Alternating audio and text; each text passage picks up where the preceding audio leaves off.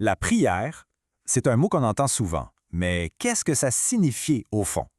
Au-delà des rituels ou des mots appris par cœur, on va voir que la prière, c'est avant tout une conversation. Explorons ça ensemble. C'est la grande question, n'est-ce pas?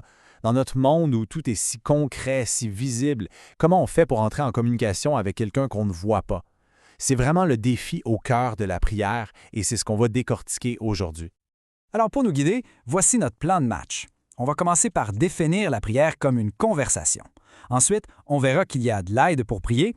Après ça, on va explorer les différents buts de la prière, regarder un modèle concret et finalement, on va se poser la grande question, est-ce que nos prières sont vraiment entendues? OK, allons-y avec le fondement de tout ça. L'idée, ce n'est pas de voir la prière comme une performance ou une formule magique. Non, c'est bien plus que ça. C'est une connexion personnelle, un vrai dialogue. En fait, l'idée est d'une simplicité désarmante. La prière, c'est juste communiquer avec Dieu. Qu'on le fasse à voix haute ou juste dans notre tête, en silence, le principe reste le même. Dieu écoute. Pas besoin de compliquer les choses. Cette phrase-là, elle est puissante. Elle vient d'une femme dans la Bible, Anne, qui était vraiment en détresse. Et ça nous montre quelque chose de crucial. Dieu ne s'intéresse pas tant à la beauté de nos mots qu'à l'honnêteté de notre cœur. Répandre son âme, c'est ça, l'essence de la prière. Être vrai, être vulnérable. Bon, alors, qui a accès à cette ligne directe avec Dieu? La réponse est super simple. Tout le monde. L'idée, c'est qu'il n'y a pas besoin d'intermédiaire, pas de standardiste. Bien sûr, prier les uns pour les autres, c'est une super bonne chose et c'est encouragé. Mais la connexion personnelle, directe, elle reste essentielle et elle est accessible à tous. Passons à autre chose. Faut se le dire, des fois, prier, c'est difficile. On ne sait pas quoi dire, on se sent fatigué, on a l'impression que les mots nous manquent. Mais la bonne nouvelle, c'est qu'on n'est pas laissé à nous-mêmes là-dedans. Cette idée, tirée de la Bible, est tellement réconfortante. D'un côté, il y a notre réalité, notre faiblesse, le fait qu'on ne sait pas toujours quoi demander. Puis de l'autre, il y a cette promesse incroyable, une aide divine, qu'on appelle ici l'Esprit, qui vient à notre secours et qui, en quelque sorte, traduit nos soupirs qu'on n'a plus les mots. On entend souvent la formule « au nom de Jésus ». Mais qu'est-ce que ça veut dire au juste? En gros, c'est une façon de reconnaître quelque chose. C'est dire « je m'approche de Dieu en me basant sur ce que Jésus a fait ». Ce n'est pas une formule magique qui garantit un oui, mais plutôt une déclaration de foi sur le fondement de notre prière. D'accord. On a vu comment prier, qui peut prier et qu'on a de l'aide. Mais pourquoi prier? C'est quoi les objectifs derrière cette conversation? C'est ce qu'on explore maintenant. Ce qui est intéressant, c'est que la prière a plusieurs facettes. C'est pas juste une liste de demandes. Ça inclut la louange, juste pour dire à Dieu qui il est. C'est aussi, bien sûr, le moment de présenter nos besoins.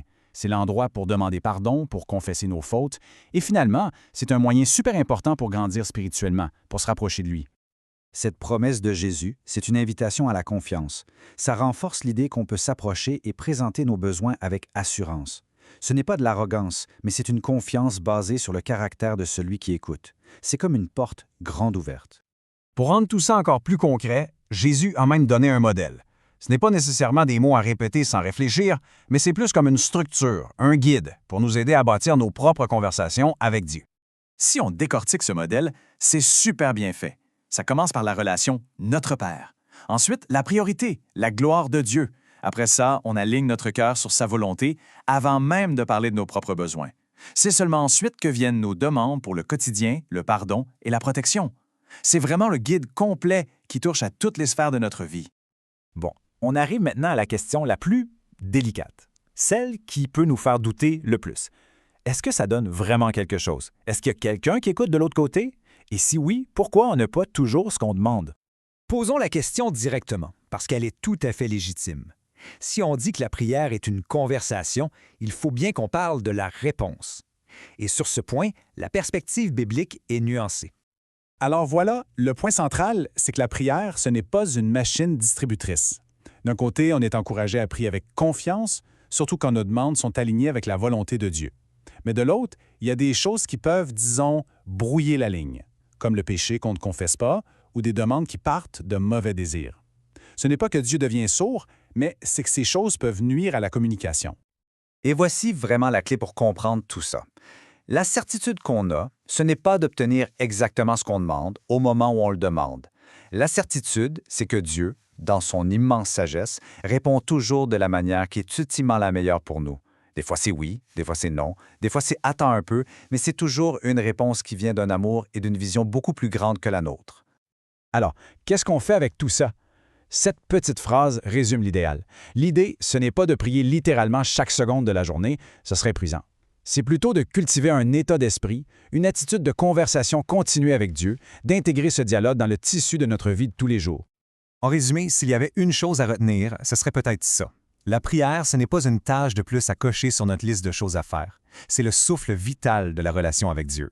C'est ce qui garde la connexion vivante et ce qui nourrit la foi au quotidien. Et on va terminer avec une pensée pour la route. On a beaucoup parlé de comment s'exprimer, de comment parler à Dieu, mais dans toute bonne conversation, il y a deux parties, n'est-ce pas? Alors, si la prière est vraiment un dialogue, quelle place on donne à l'écoute? Ça, c'est une question qui mérite qu'on y réfléchisse.